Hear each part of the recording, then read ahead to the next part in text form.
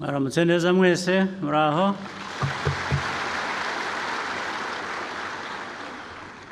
Ndizera ko mwatangiye umwaka neza, kandi intego ari ukugira ngo tuzawusoze neza igihe tuzadutangira ubundi, bityo bigende bikurikirana. Bayobozi muri hano mwese b'inzego zitandukanye, harimo inzego nkuru z'igihugu cyacu, abanyarwanda bose dukurikira, inshuti z'u Rwanda, nizeye ko mwese mumeze neza, ariko kandi yagira ngo mbabwire ko nishimiye kuza kubana namwe kandi mbashimira ko mwitabiriye ubutumire bwacu.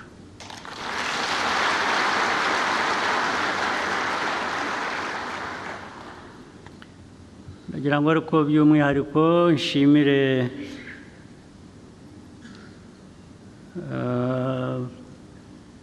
n'inshuti zacu z'igihugu zitandukanye, n'abo dukorana byinshi ndetse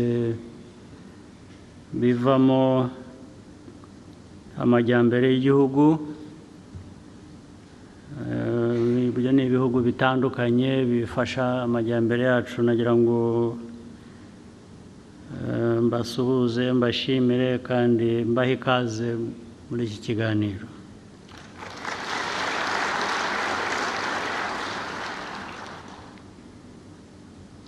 Uyu mwaka igihugu cyacu gifite byinshi kigamije gukora,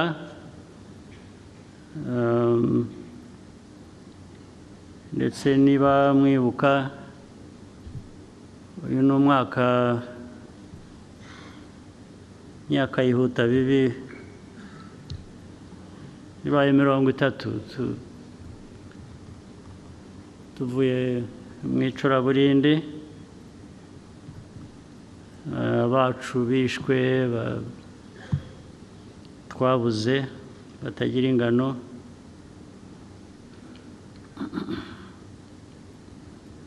Nubwo bamwe bijijisha ntibazi abapfuye, ntibazi icyabishe, ntibazi, ariko abo ni bakeya. Icyo mbivugiye ni uko dukwiriye kujya nabyo tubyibuka ko ari icyo kiri mu bibazo dukwiye kuba duhangana nacyo. Biri mu bibazo dukwiye kuba duhangana nabyo. Ubwo rero mu mikorere yacu dukwiye kuba tubishyira imbere, kuko dukora tutibuka ibyo ngibyo ushobora kugira n'ibibazo by'uko wabisubiramo.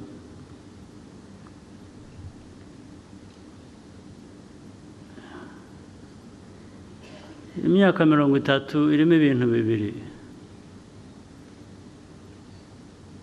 Irimo ibyo byago, ariko irimo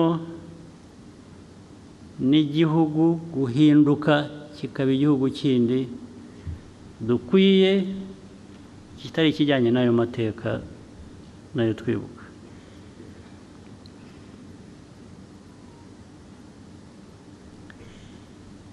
Kandi muri ibyo bigenda bihinduka,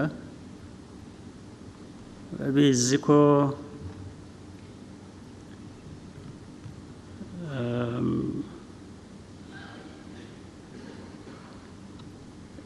n'ubuzima bw'abantu n'imibereho n'imiterere y'igihugu, ibyo nshaka kuvuga bijyanye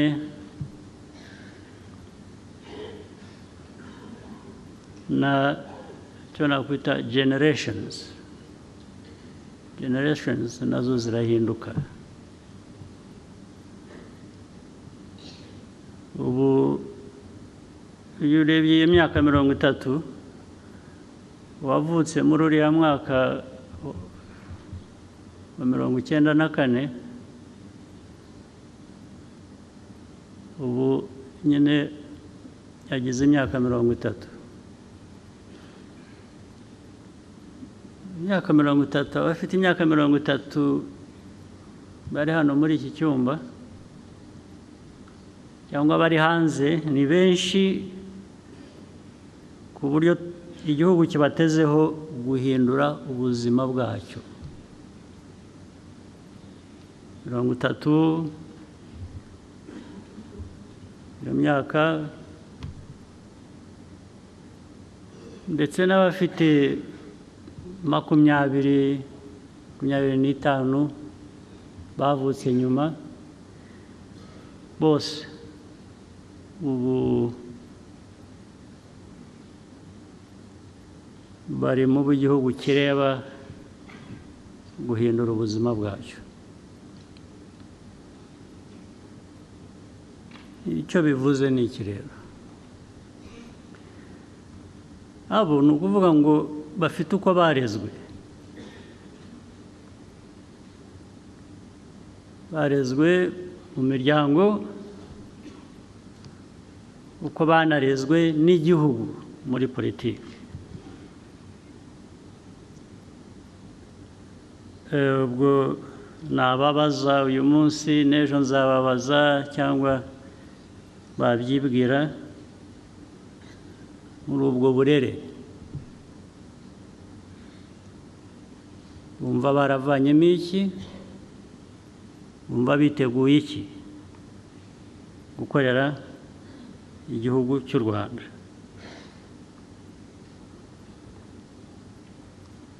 Byose rero biri kuri bo, imyifatire yabo, imyumvire y'inshingano bafite, no kumva ko igihugu ari bo kireba mu myaka yindi 30 iri imbere yacu. Bafite uruhare runini mu guhindura ubuzima bw'Abanyarwanda kurusha ndetse uko batwebwe babigenje. Bakwiye kubyumva batyo.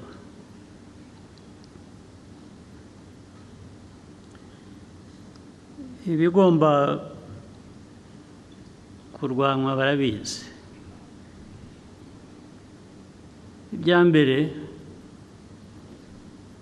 ni ibihereye ku mateka yacu.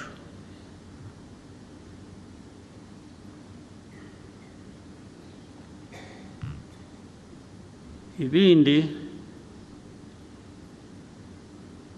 ni ibyo dusangira n'abandi hanze y'igihugu cyacu.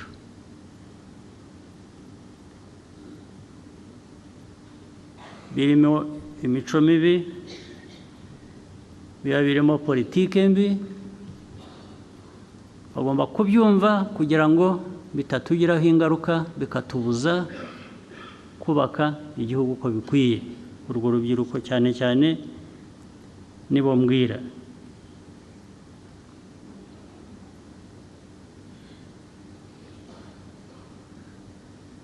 Mugomba kumva uburemere bw'inshingano zanyu nk'abanyagihugu, nk'abantu bakwiriye kuba abantu bazima, biyubaka, bakubaka imiryango yabo, bakubaka n'igihugu. Kugira ngo rero ibyo ubisohoze neza, icya mbere, nta mpamvu n'imwe ikwiye kuba iriho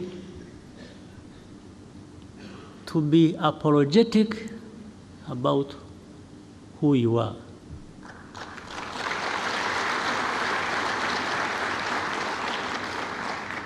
You must not be apologetic. You must stand out. You must come out. You must fight for what you want to be and what you want to have. Don't wait for anybody to come and give it to you as a gift, because there will be nobody who will do that. They will not show up at all, even when you badly need that. Ku Banyarwanda who has not learned this lesson, ninde utarize isomo muri ibi ngibi, ko urwanira uharanira kuba uwo ushaka kuba cyangwa uwo uri we. Nta wundi ukwiye kuba abiguha, ntawe uhari. Nibyo mwirirwa biriya bindi bibashuka ni nk'ikinya. Iyo baguteye kwa muganga, iyo baguteye ikinya ngo utababara, iyo gishize bigenda bite? Ugaruka aho wavuye, aho wari uri. Ibi bindi byose mujya mubona, mwumva mubamo, mwirirwa muri aho babarata, namwe muko muri ibitangaza, cyangwa mukiga imico yabo, bakababwira ngo ntabwo mufite values. Tugomba kubigisha values. Values? What are values?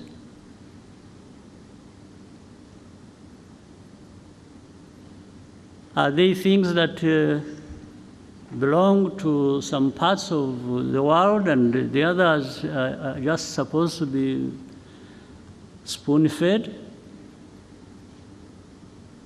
and given values to swallow or be forced down their throats?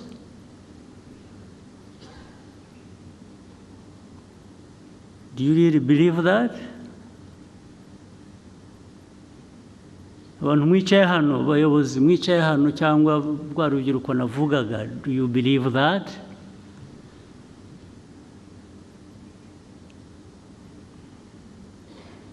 That there is that God-given right to some people to be the ones to have values and others don't have, and then these ones will perpetually teach you values? Do you believe that? So, that is one of the things that in your responsibilities, young people, generation, new generation, others to come, must understand and deal with unapologetically. Unapologetically. If you don't want to go back to where we have come from in our history, you must even really be angry about this.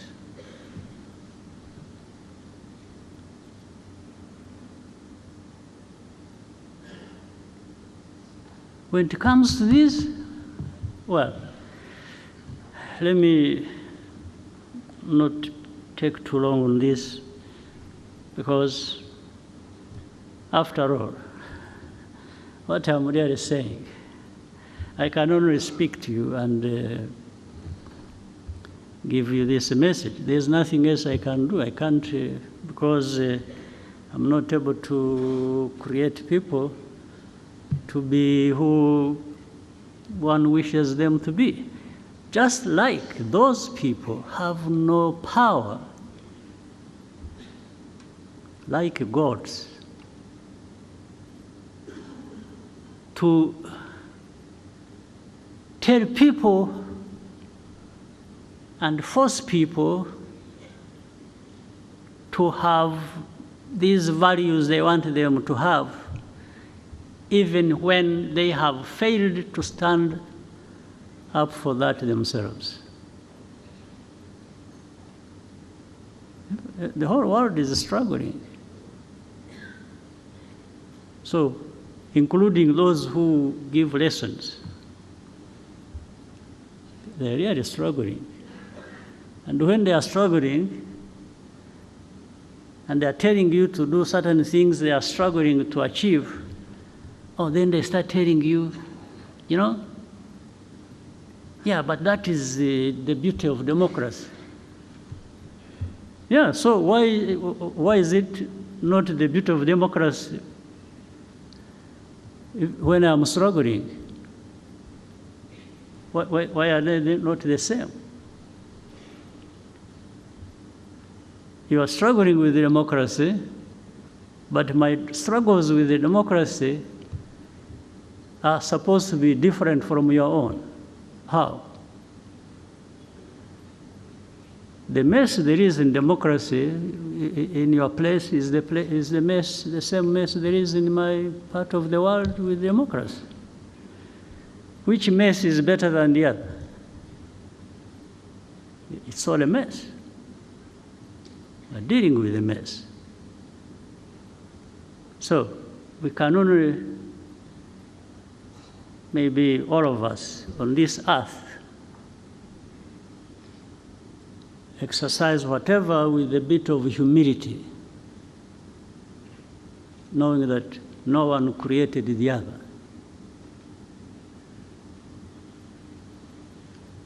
So I can only tell you this. You can't change much. But when it comes to my area of responsibility, then I think we can have a conversation. And if you want to fight, we can have a fight. So that's no problem.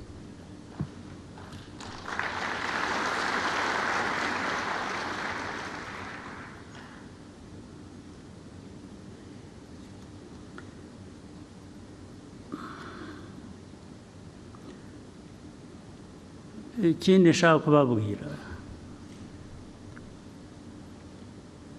twebwe nk'u Rwanda ntabwo twashobora kubaho nk'ukuntu bamwe babaho cyangwa ibyo duhora turwana nabyo. Dufite ibibazo by'umwihariko.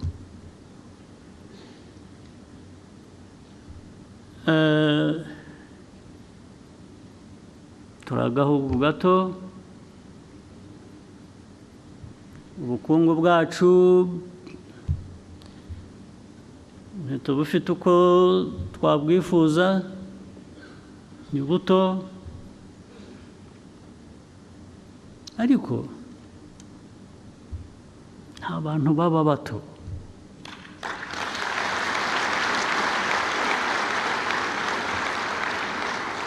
Keretse iyo ubyigize, keretse iyo ubishaka ko ari kuba. Iyo ubishatse ni kuba, iyo ubigize ni kuba. Wigize umuntu uzajya uhora asabiriza, uzajya usabiriza. Niwigira ikigoryi, uzaba ikigoryi rwose. Ariko jye ibyo mvuga n'abo mbwira, nari nzi ko u Rwanda dufite icyo dushaka kuba cyo kandi gishoboka, nk'uko no mu myaka 30 ishize byagaragaye ko abantu bashobora kuva ikuzimu, nk'uko twavuye ikuzimu tukongera tukaba abantu.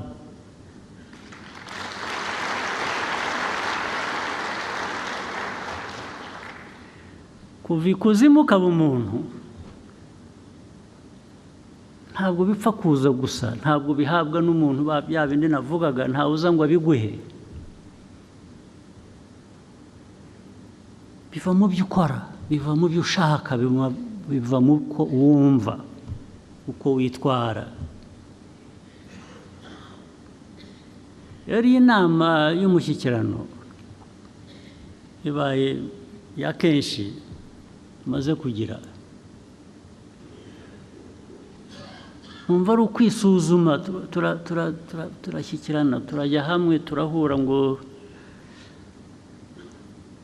turebe aho tuvuye, turebe, dushakishe ibiri mu bushobozi bwacu nk'abantu twakora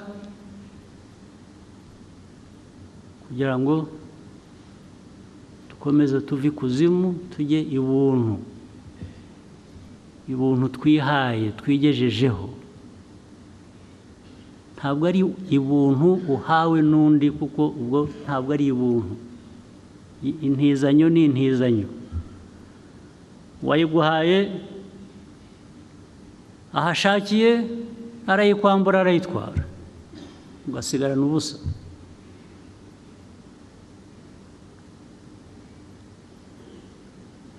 Wakwambitse, wagutije umwenda, yaje agatwara ibye, usigara wambaye ubusa.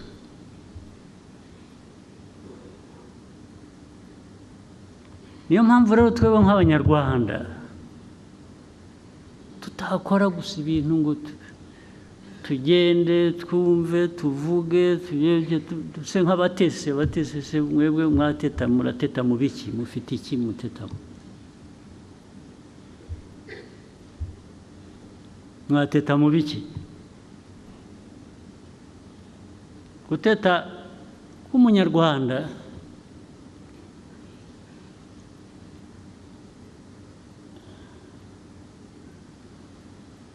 ni iki se? Ko ari nka bya bindi navugaga, n'ushatse kuba ikigoryi abacyo. Bateta mu biki?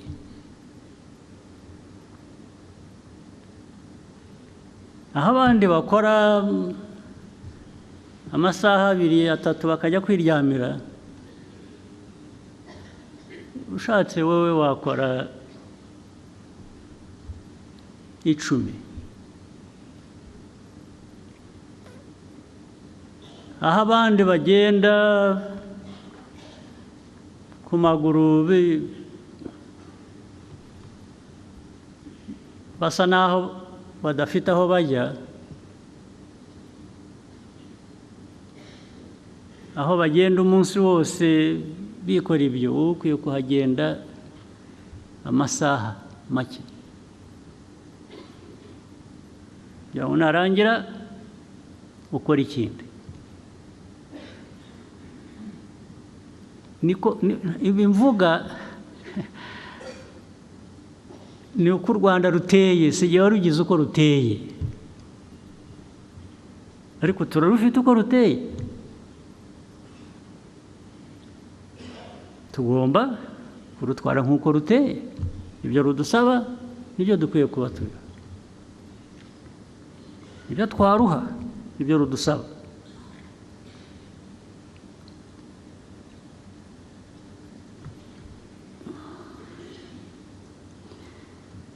Byinshi mu ngamba, mu bibazo izo ngamba zikemura cyangwa zigamije gukemura biri buze kuvugwa na Minisitiri w'Intebe. Sindi bubitindemo, ngenda babwira ibyo nsanze mbabwira bya rusange, ntacyo ndi bubasigireyo. Ndababwira uko muri, uko mbyumva, uko muteye, hanyuma mwe muba uko mushatse kuba.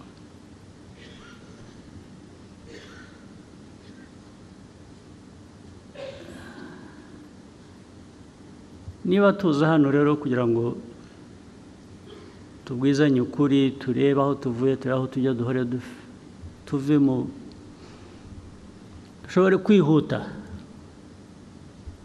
gukora ibikwiye kugira ngo bijyane n'icyo dushaka kuba twahisemo.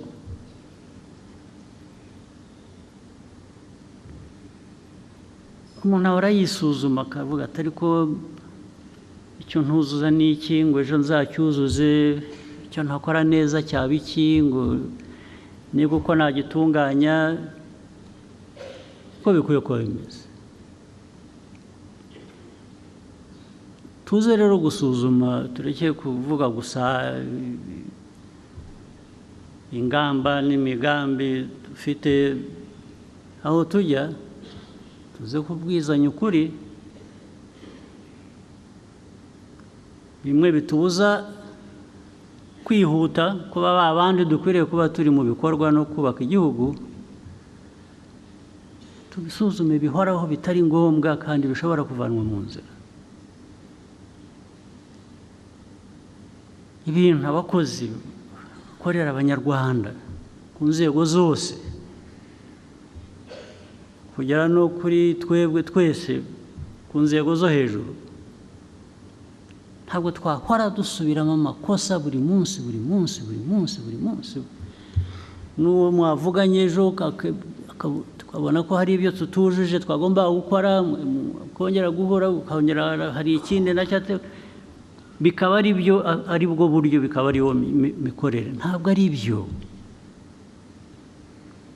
ntabwo ariko bikwiye kuba bimeze. Ubwo uba wibagiwe ya miterere y'igihugu cyacu n'ubushake dukwiye kuba dufite cyangwa dufite bwo kuba neza abo turi bo.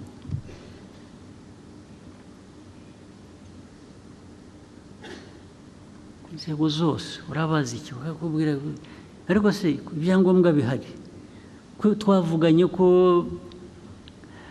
ibikwiriye gukorwa ari ibi, habaye iki? Gatangira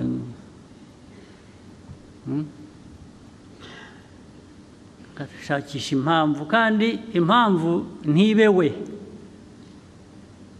impamvu ikaba undi, gatangira kuvuga ko hari undi, hariho n'uwo bahuye mu gitondo bakamutera umwaku. Na uvuga ati nakoze ibitari byo, ntabwo nzasubira, kandi koko ngo ejo ntasubire. Nk'abantu, kiremwa muntu gikora amakosa, ibyo ntabwo biyobewe, ariko nabyo turabizi. Iyo uhora ukora ikosa rimwe urisubiramo, hagomba kuba hari ikindi kibazo. Ntabwo bikiri ikosa ry'uko uri umuntu, byabaye ikindi, ndetse bishobora no kuvamo ko ubikora ubigendereye, kubera ko wenda birimo inyungu, urabonamo inyungu ntoya, kuko ntabwo ari inyungu ziba zirambye.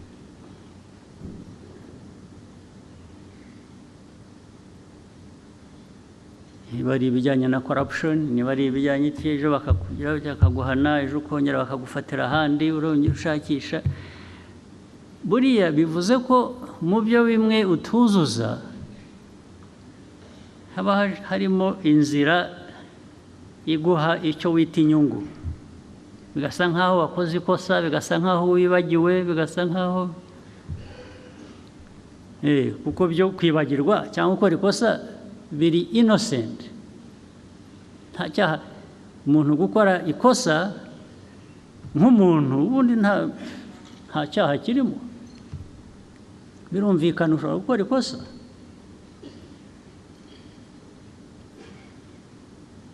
So bikaba ibyo rero abantu bakabivanga, ukica imirimo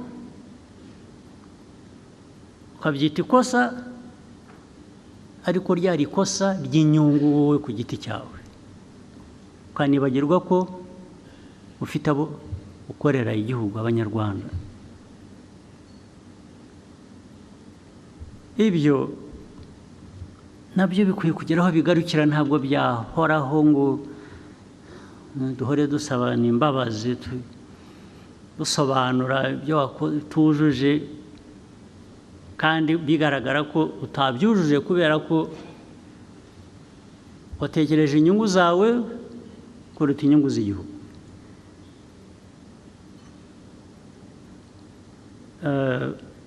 Muri uyu mushyikirano rero mu byo tuganira, ubwo turaza kubona umwanya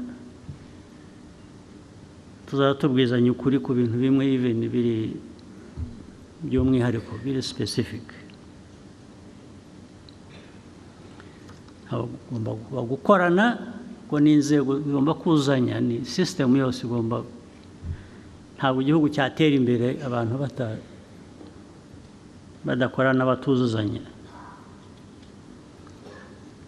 Ariko noneho no kugira inshingano yo gukora neza, yo kuzuza ibyo ukora ukabikora neza ukabinoza. Ntabwo niba uri umuntu ufite resitora cyangwa ufite hoteli cyangwa ufite ahandi abantu babonera services, ntabwo hahoraho ibintu biraba bibi bigira bityo bibi. Ibyariho imyaka 15 ishize nabyumva, abantu bari bagishakisha bubaka, ariko ubu ngubu mu mwaka ubaye wa 30,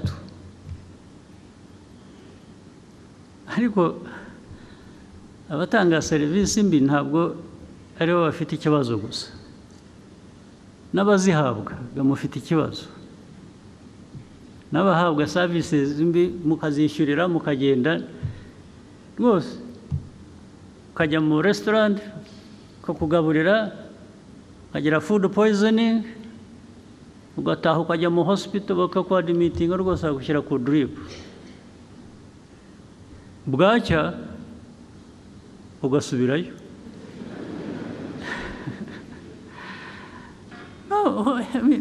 Ntabwo ari wa wundi wabiguhaye gusa ufite ikibazo, nawe uragifite.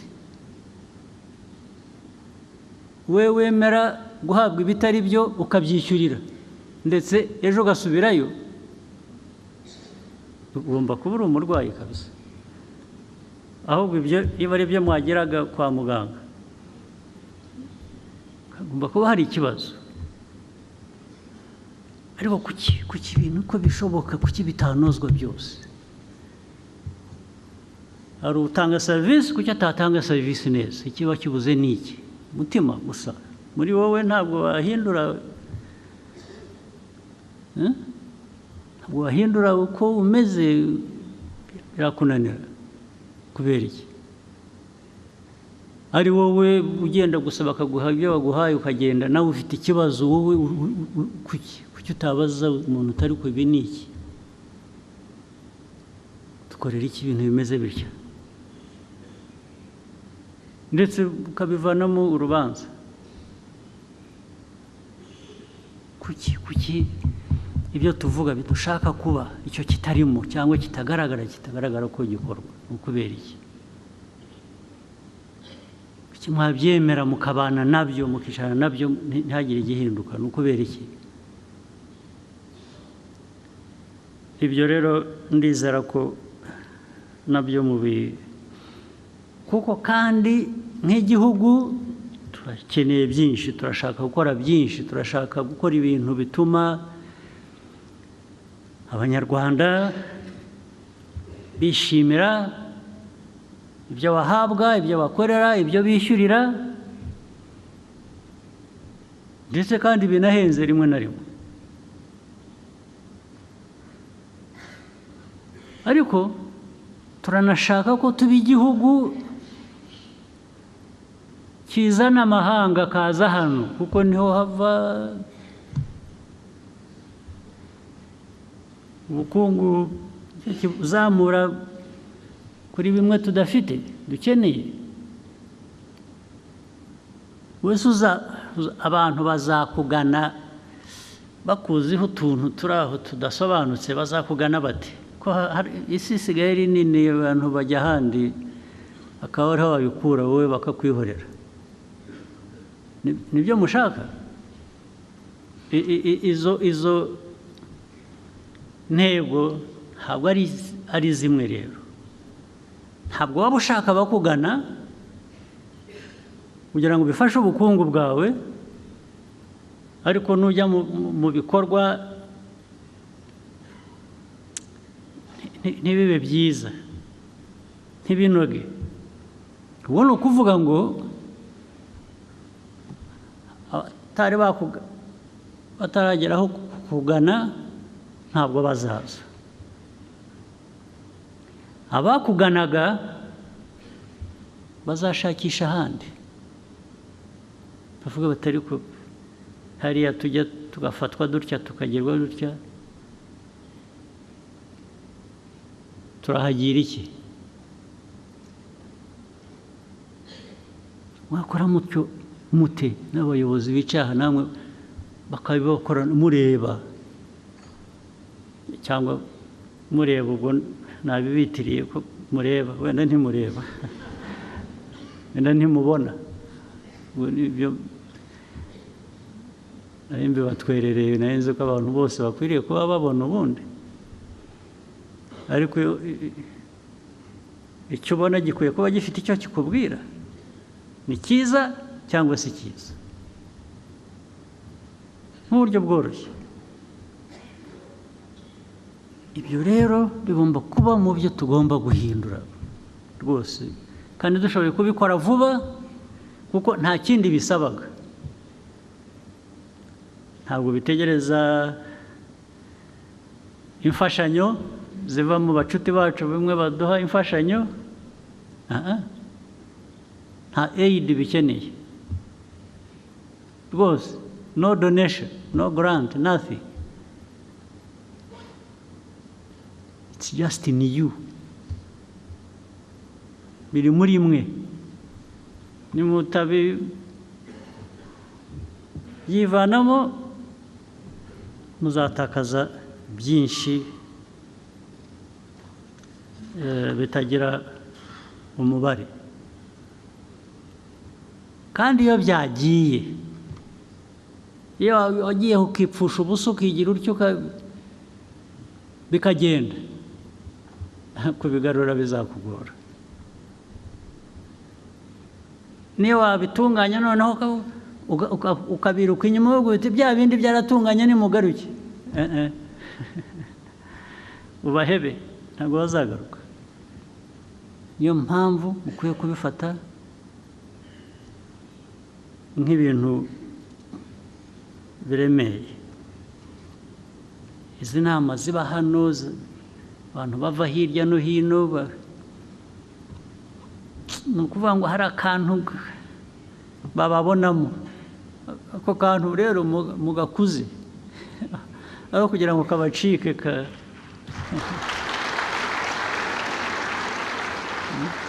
katabacika, hatangiye kugaragara akantu nimudashyiramo imbaraga ngo niba kara urumuri rutoya rugira rutya rugeraho rungana kuriya, murareba ariya atari uko ryase, kakaguma gahunyeza, bihunyeza mubiveho,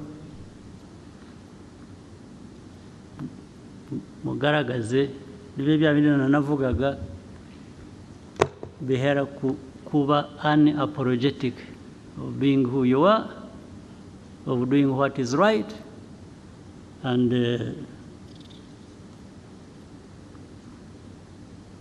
going forward.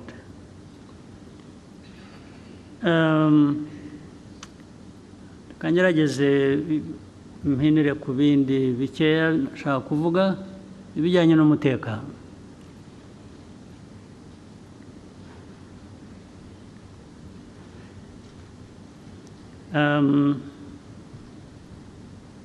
Naratangira kujya bijyanye n'umutekano birambuye,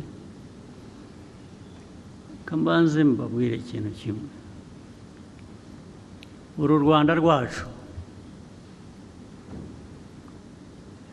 naho tuvuye, naho dushaka kujya,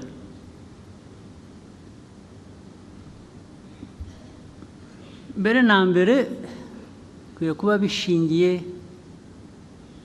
mu banyarwanda, mu Rwanda, mu mitima yacu. Kugira ngo bigereho ntabwo ukora ibintu aha mu Rwanda, abanyarwanda ntabwo mucumbitse, ni iwanyu.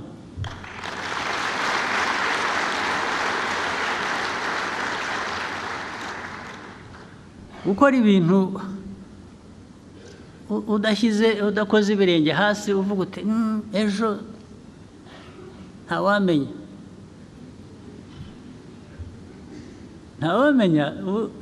nuko erega ndababwira nuko mutumva.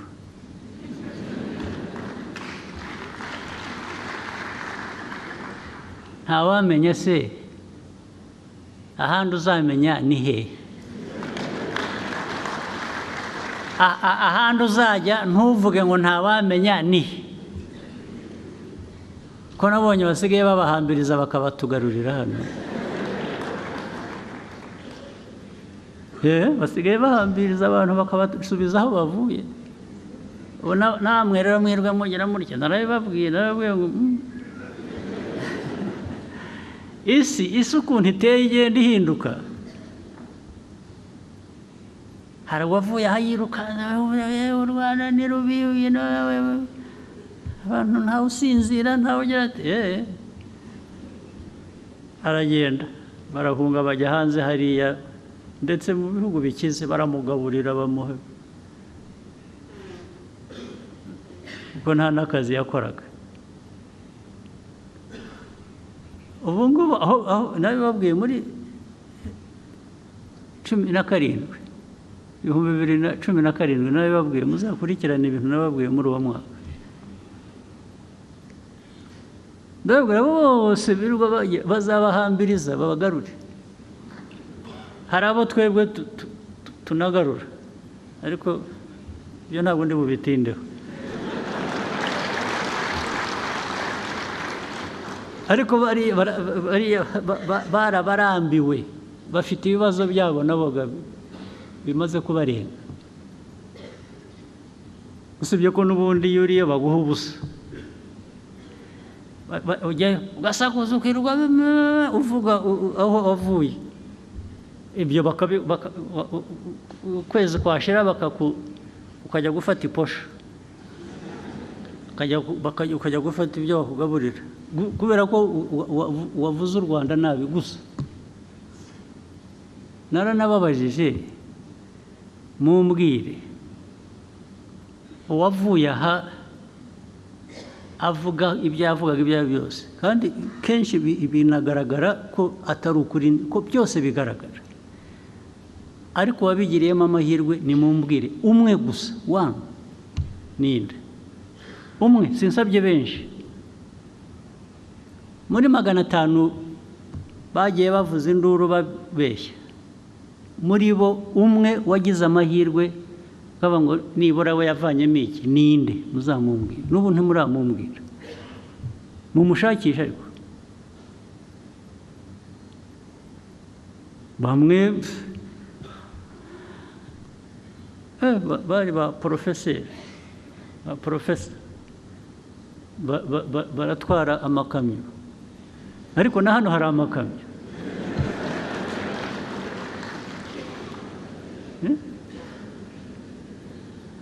Ugahunga igihugu ubeshya,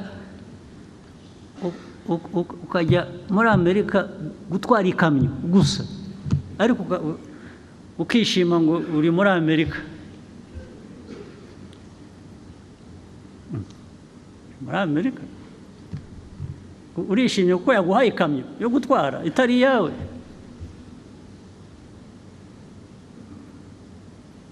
Urayitwara ku mugoroba ugatahana akavera ka hamburger, ubuvera twaciye hano. Nicyo cyagutwaye ibirometero 10,000. Really? So abanyarwanda ni mutaba abantu biha Agaciro, ko muzabaga. abandi bakasubira mu by'amoko twarenze twasize inyuma byatuhekuye bakabisubiramo. Ubu noneho bisigaye bifite mu karere ababishyigikiye. Hano muzi ko dufite hafi ibihumbi 100 y'abanyekongo nk'impunzi, hano ibihumbi 100. Muri izi ntambara z'ejo bundi hamaze kwambuka nk'ibihumbi 16 bisanga 80 n'ibindi bisanzwe hano. Barabizi, abantu bose barabizi, bazi n'ukuri, kubera ko muri ibyo bihumbi 100 hari ubwo bijyaye bitya rimwe mu mwaka umwe, ibihugu biteye imbere bimwe bifite values z'igitangaza bakaza bagakuramo nk'imiryango 5 mu bihumbi 100 bakayitwara. Ubwo bakemuye ikibazo. Imiryango cyangwa abantu 5 bakabatwara bakajya kuba aho baba iwabo. Mu bihumbi 100 uvanyemo 5 cyangwa imiryango 5, ubwo wakemuye ikibazo. Niko ikibazo gikwiye kuba gikemuka.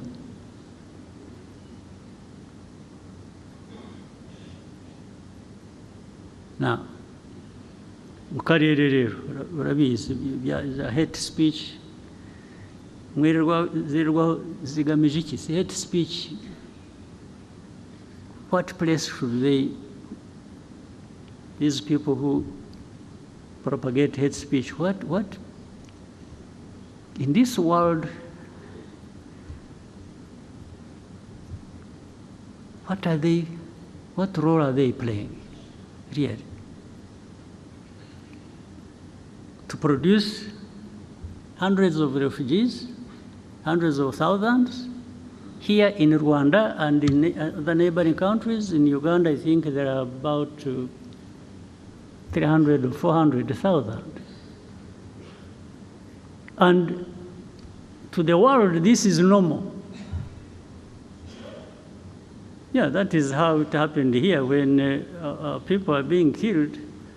Here in 94, some people are saying, no, this is, it's like, these are the savages of Africa killing each other. Some people are saying that. We are savages killing each other. So it doesn't need to be treated as urgent. So even having 100,000 refugees and others crossing, every day there are people crossing, by the way, from Eastern Congo to Rwanda. This is normal.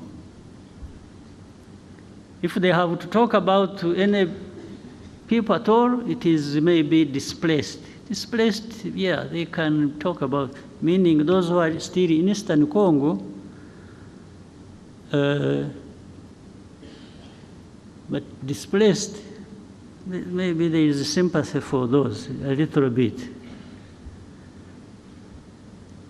Those who are being forced, by the way, forced to cross the border and come here as refugees, to create a situation that in the end will find justification and may be accepted that actually those people should live there.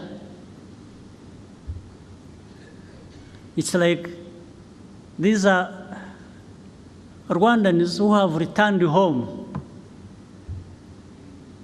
So let them stay there. So in the end, they create some fact that we should contend with and accept. Really?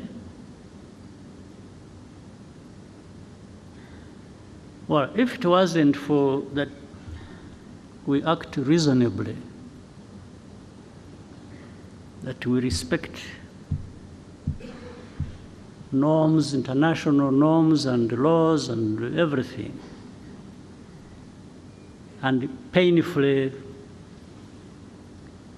accept this mess that is being created and hopefully waiting for some of those powerful people to address this matter, maybe it would be right to actually create a situation where we push them back and those responsible should protect them. But so among those refugees, there are those who have been here for the last 22, now 23 years in a refugee camp.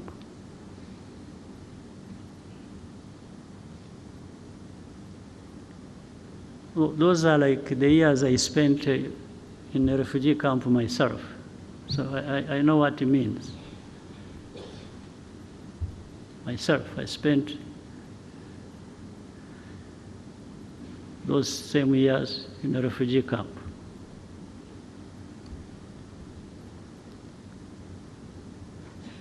So, who is in charge of what? In this world, who now does what?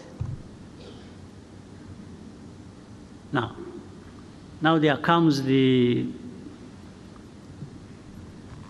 Eastern Congo conflict as such. One,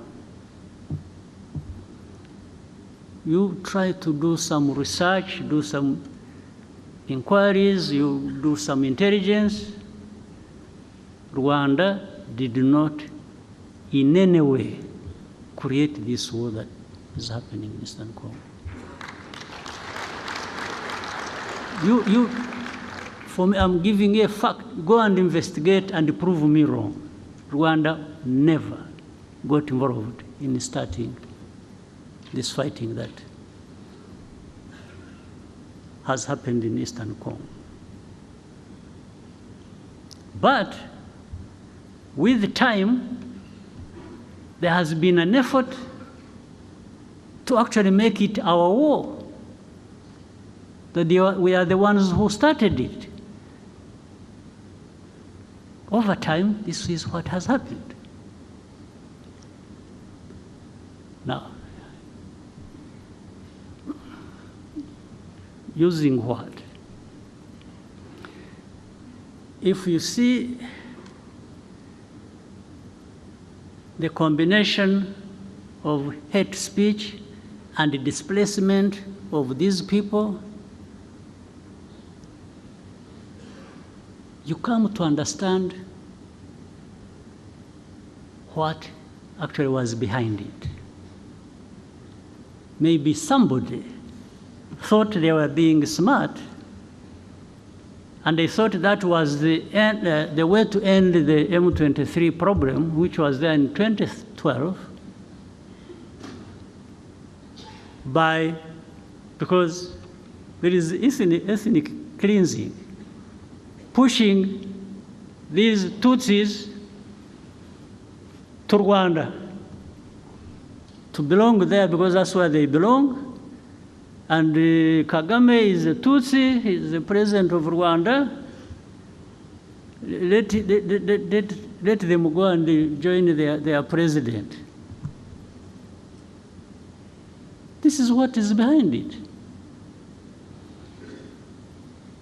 One time we had a meeting and we were having an argument with the leaders. And of course there was a contradiction in some of these people's argument. I asked specifically, I said, and that's that one responsible for Congo. I said, we are not going to address anything unless you come out clearly to tell us facts about this situation. I asked him, I said, are these people in M23 Congolese or not? And he said to me, and there were other leaders in the meeting, that absolutely, these are Congolese. Then he came out to say that he has in fact even openly talked about it. I think when he was in the US or UK, I don't remember what he said, that he came out and said it. So he was confirming that these are Congolese. I said, fine. So how do they become our problem? How do they become Rwanda's problem? I also asked him, I said, do you know when these people, the group that started this fighting, do you know where they came from?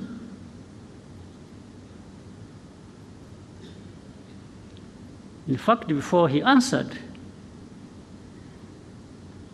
the president of the country where they came from is the one who said it. He said, yeah, no, actually they came from, this man refused to solve their problems, and they decided to cross the border and go back where they belong. So then I asked him again, I said, so how do you keep associating Rwanda with this problem? I even asked him, I said, why did you the other day bomb our territory? Because they had been sharing with artillery, heavy artillery across the border onto our territory in Kinigi. There are people here who know it. I said, why? What are you doing? What do you want? And he just said, no, but this, they should go back. I said, go back where? Those who came here, they were about between 500 and 600 when they ran away on 2013. There are those who crossed and came here, about between 500 and 600 fighters with their arms. What we did, we put them in a camp in what is this, former Kibungo, Ngoma areas. That's why we put them as refugees. And we removed the arms, actually handed back the arms to government in Kinshasa. This they know, they can't even deny.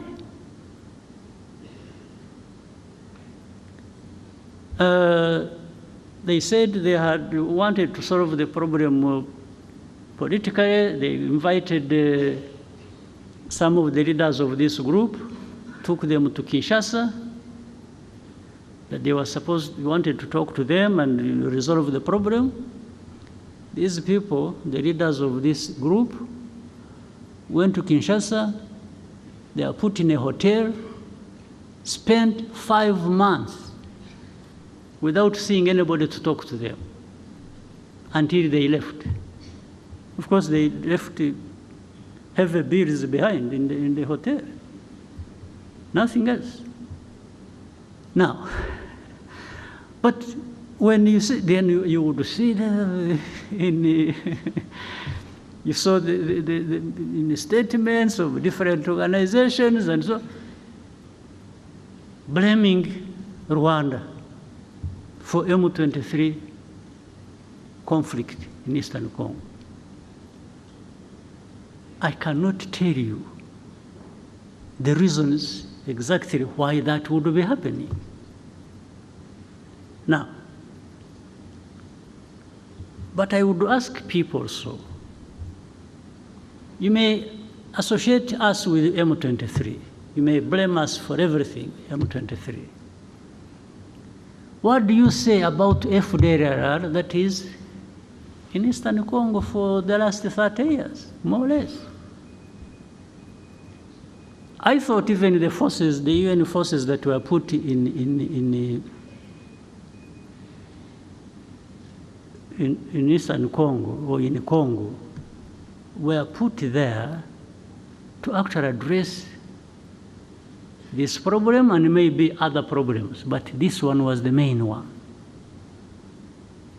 But you've been there for decades. It has been so costly, but the problem is still there. And then some of them tried. The government said, no, they are not there, we don't have FDR, and then we would give them names. But these are the leaders, 1, 2, so and so and so and so and so. They are in this location. In fact, I one time told the president of DRC, no. I said, you don't know that these people are there in this place, that place, and they've been even manning roadblocks and they collect taxes. He says, so he remembered. he remembered that has been happening. So I said, so what are we talking about? You have FDLR who have taken over territories in Eastern Congo and are collecting taxes, and you are telling me they are not there? So anyway, when all this came to some point, and this war was raging, and this time it turned into where the government in Kinshasa wanted to, they mobilized the people, they thought they would now throw M23, push them into Rwanda. And this still remains, by the way, the aim. This is the goal. So I told our friends, these powerful friends of ours, I've even said it publicly, when it comes to defending this country that has suffered for so long and nobody came to the help, I don't need permission from anybody.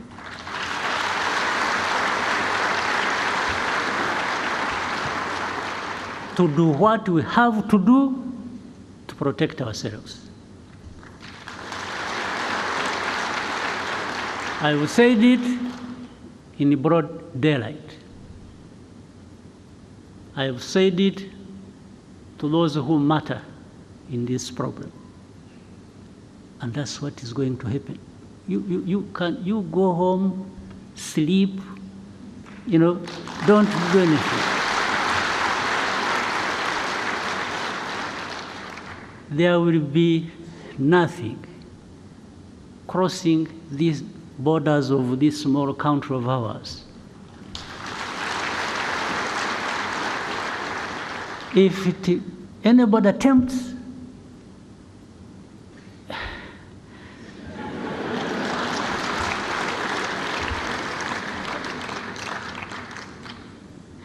so ntimugatinye ibitumbaraye.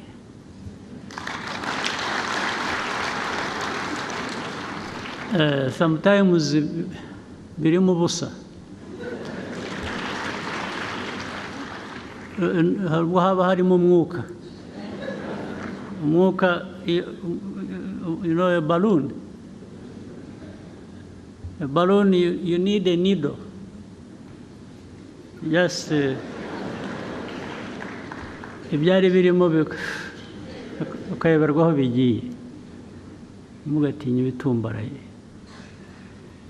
And I'm saying this, not only that. Ikindi nuko, where we have been, 30 years ago, there is nothing worse that can happen to us.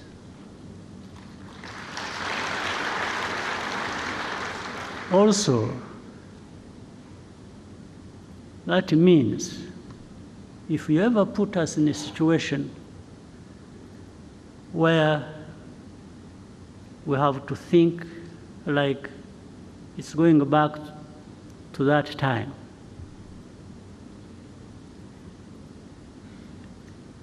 then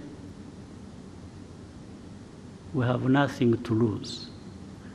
We will fight like people have nothing to lose. And somebody will pay the price other than ourselves.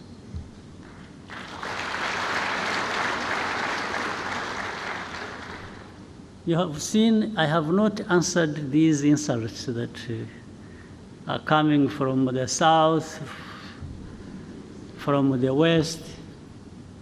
Those ones don't kill. So I cannot go, that's not us. But they will learn something with time. They learn something that they made a big mistake. Absolutely, a big mistake.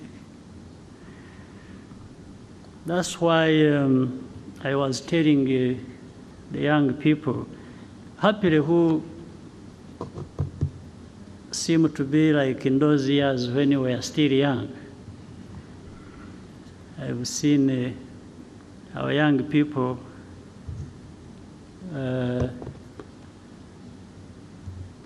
they are really ready to fight for and defend this country.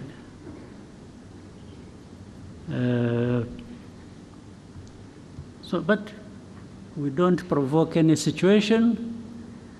We don't, in fact, we've even refused to be provoked. We are provoked and we ignore it for as long as it hasn't crossed a certain line. But the rest, these are just words, people talking and here and there, blaming us for everything and making us carry our own burden, but also other people's burden. No, we carry our own burden. We know our burden we have to carry, but making me carry somebody else's burden is going to be a problem. It's really going to be a problem. It won't happen. So, for the defense of this country, when we are right, when we are attacked, I don't ask anybody's permission, not at all.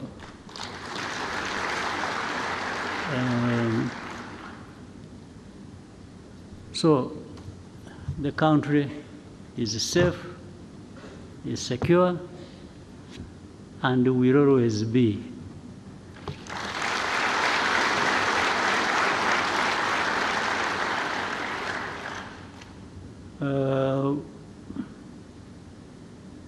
Those who are excited and because I'm told what you see happening in the West and then in the South, they are busy collecting the other poor Rwandans who went out making noise, and they are trying to turn them into some leaders in the future of this country.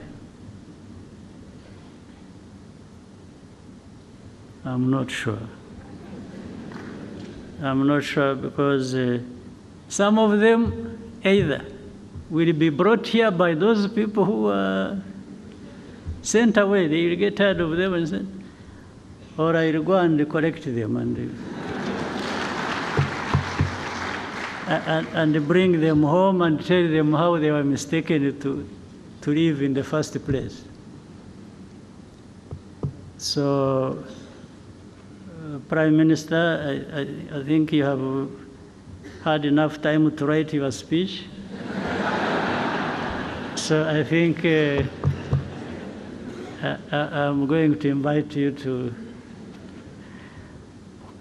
So I wish you a good year. I wish you happy life and many years ahead. So, asanteni sana.